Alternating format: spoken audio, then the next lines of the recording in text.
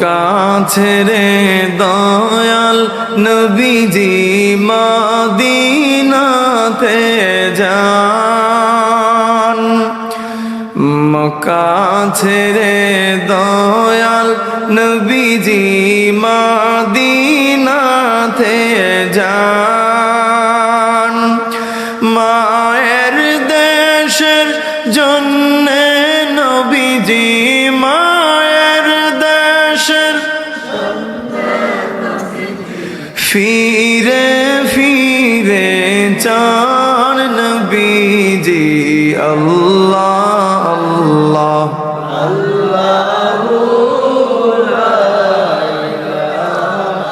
ইল্লাহু